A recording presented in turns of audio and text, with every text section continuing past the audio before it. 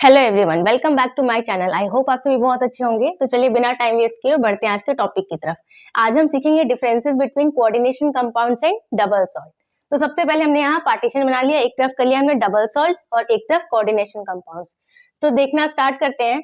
Double salts हमारे क्या होते हैं, इसको आप नाम से ही समझ सकते हैं, है ना। ये देखिए डबल, डबल इट मीन्स दो है।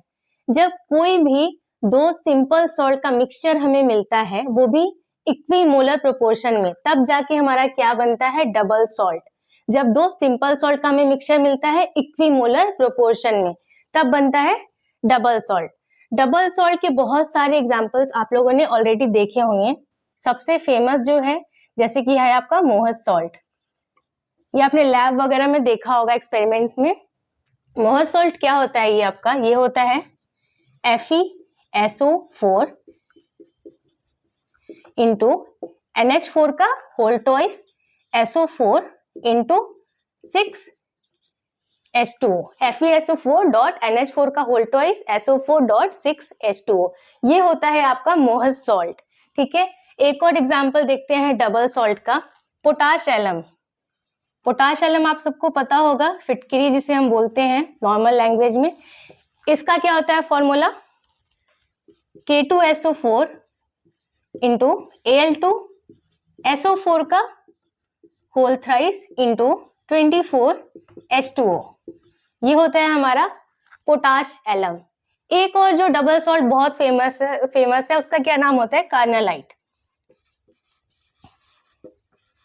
ये क्या होता है हमारा, KCl dot MgCl2 dot 6H2O।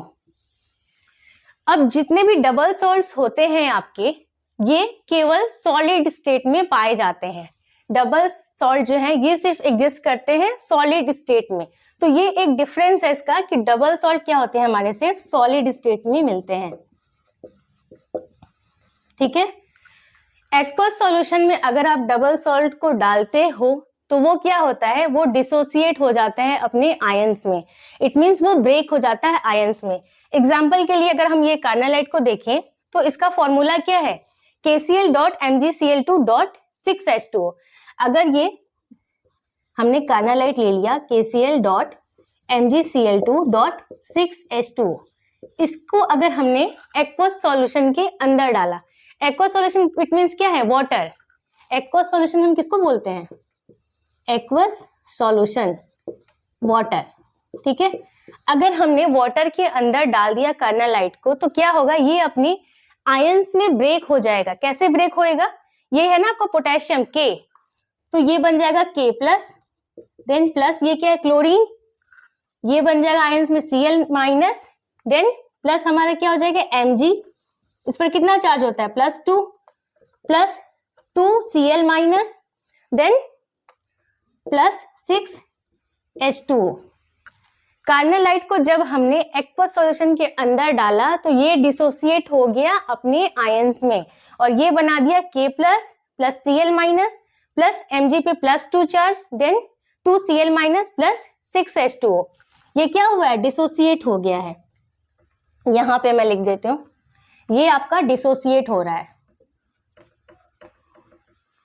टूट करके ये आयंस में अपनी ब्रेक हो रहा है। वहीं अगर हम डिफरेंसेस की बात कर रहे हैं तो अगर हम कोऑर्डिनेशन कंपाउंड की बात करें, इसका एक हम एग्जांपल ले लेते हैं, CO, देन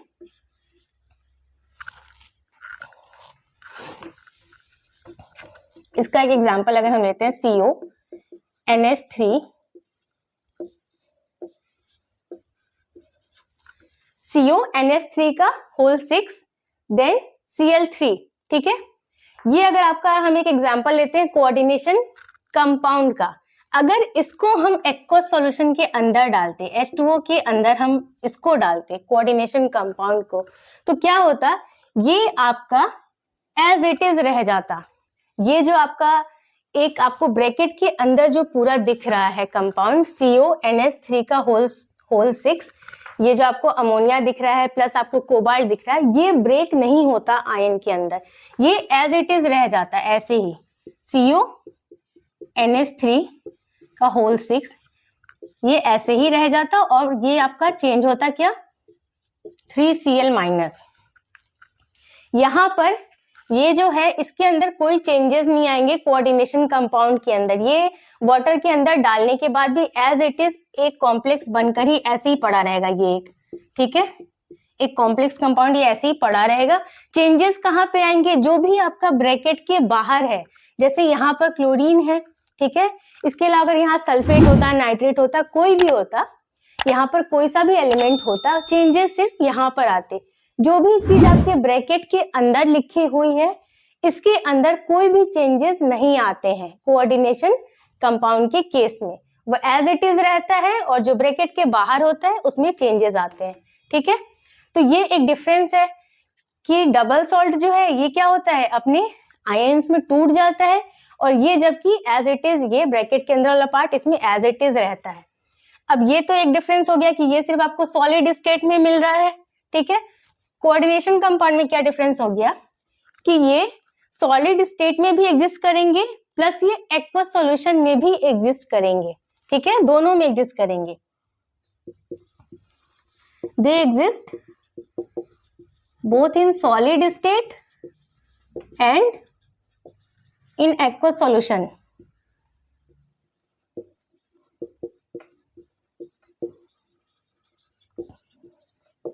ये दोनों में एग्जिस्ट करेंगे, क्योंकि जब आप इनको वाटर के अंदर डाल रहे हो तो भी ये पार्ट आपका ब्रेक नहीं हो रहा है, ठीक है, ये कंप्लीटली आयोनाइज नहीं हो रहे हैं, ठीक है। तो ये एक डिफरेंस हो गया डबल सॉल्ट में और कोऑर्डिनेशन कंपाउंड्स में।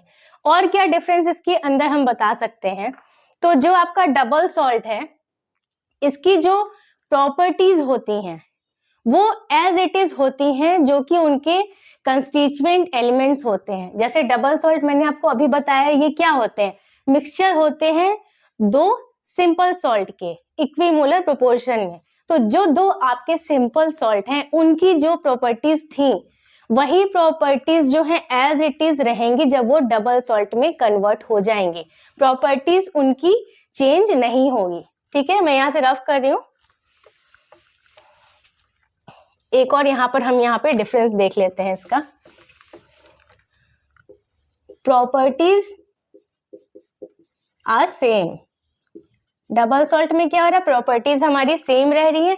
वहीं अगर कोऑर्डिनेशन कंपाउंड की हम बात करें तो कोऑर्डिनेशन कंपाउंड में क्या हो जाता है कि जो प्रॉपर्टीज होती हैं, कंस्टिट्यूएंट जो आपके एलिमेंट्स हैं, कंस्टिट्यूएंट जो आपके कंपाउंड्स हैं, उनकी जो प्रॉपर्टीज होती हैं और जो आपका कोऑर्डिनेशन कंपाउंड बन रहा है उसकी जो प्रॉपर्टीज हो रही है फाइनली आफ्टर रिएक्शन जो H2O में आपने डाला, दोनों की प्रॉपर्टीज चेंज हो जाती है, डिफर कर जाती है। तो इसमें क्या होती है, प्रॉपर्टीज आर सेम, और इसमें क्या होता है, प्रॉपर्टीज आर डिफरेंट।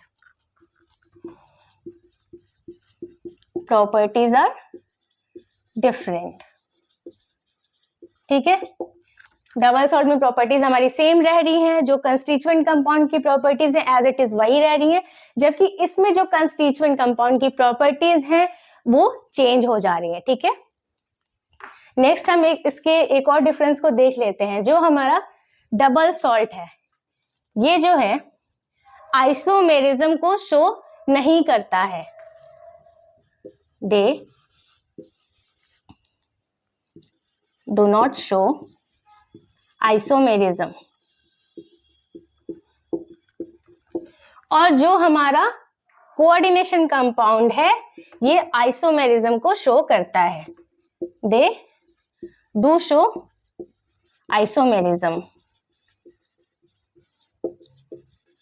अब आइसोमेरिज्म आपको वैसे पता होगा, और अगर नहीं भी पता है तो ये पूरा एक आपका सेपरेट चैप्टर है, वो मैं अलग से आपको बता दूंगी। प्लस इसके अंदर भी आपको आइसोमेरिज्म पढ़ना है इसी चैप्टर के अंदर, तो वहां पर भी आपका डाउट अगर कोई है तो क्लियर हो जाएगा, ठीक है। और क्या इसके अंदर क्या क्या डिफरेंसेस आते हैं, जो हमारा डबल सॉल्ट होता है, ठीक है, डबल सॉल्ट जो होता है ये अपनी आइडेंटिटी को लूज कर देता है इन एक्वस सॉल्यूशन। अभी यहाँ पे हमने देखा ना, डबल सॉल्ट को जब हमने एक्वस सॉल्यूशन के अंदर डाला था तो क्या हुआ था, ये आयंस में ब्रेक हो गया था, ये एज इट इज तो नहीं हुआ, इसकी आइडेंटिटी पहले कुछ और थी। जब इसको हमने एक्वस सॉल्यूशन में डाला तो इसकी आइडेंटिटी चेंज हो गई। तो ये क्या करते हैं, अपनी आइडेंटिटी को लूज कर देते हैं, ठीक है। They lose their identity in aqueous solution. Aqueous solution में जब आप डालते हैं डबल सॉल्ट को, तो ये अपनी आइडेंटिटी को लूज कर देते हैं। वहीं अगर बात करें कोऑर्डिनेशन कंपाउंड की, तो इनको अगर आप एक्वस सॉल्यूशन के अंदर डालते हैं तब भी ये अपनी आइडेंटिटी को लूज नहीं करते हैं। They do not lose their identity in aqueous solution.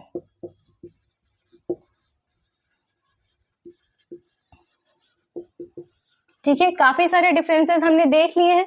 अब और एक आध डिफरेंसेस हम देख लेते हैं जो आपका डबल सॉल्ट होता है, ठीक है। यहां से मैं रफ कर रही हूं।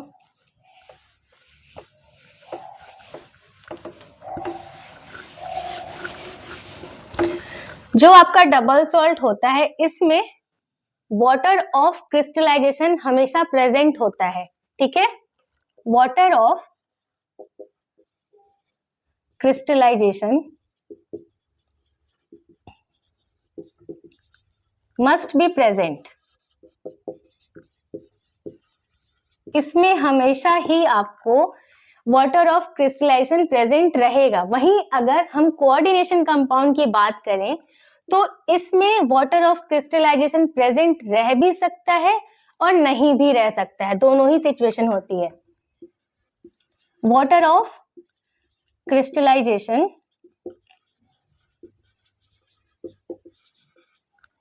may or may not be present, may or may not be present। इसको एक एग्जांपल से समझ लेते हैं कि ये है क्या वाटर ऑफ क्रिस्टलाइजेशन।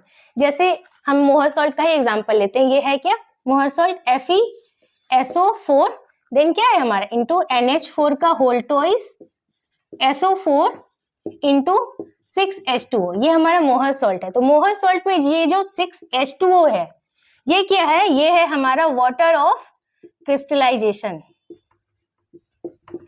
वहीं अगर कोऑर्डिनेशन कंपाउंड की बात करें, अगर हम ये वाला एग्जांपल ले लेते हैं CONH3, ठीक है, का होल 6 देन Cl3। अब यहाँ पर कोई आपको H2O प्रेजेंट नहीं दिख रहा, तो इसमें कोई सा भी वाटर ऑफ क्रिस्टलाइजेशन प्रेजेंट नहीं है, ठीक है। नो वाटर ऑफ क्रिस्टलाइजेशन, इसमें कोई सा भी वाटर ऑफ क्रिस्टलाइजेशन प्रेजेंट नहीं है।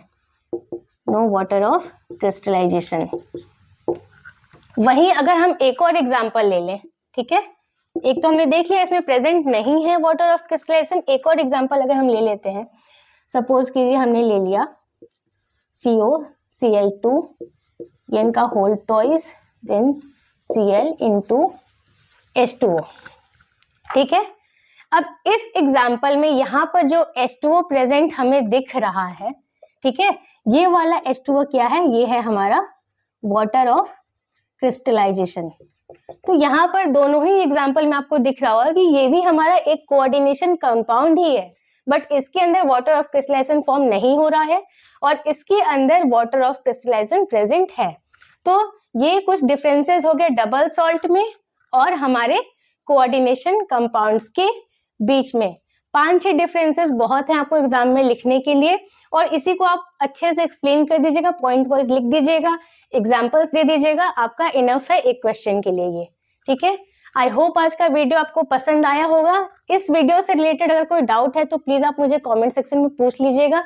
वीडियो अगर यूजफुल लगा है तो प्लीज इसे लाइक कर दीजिए, और अगर अभी तक आपने मेरे चैनल को सब्सक्राइब नहीं किया तो प्लीज सब्सक्राइब कीजिए।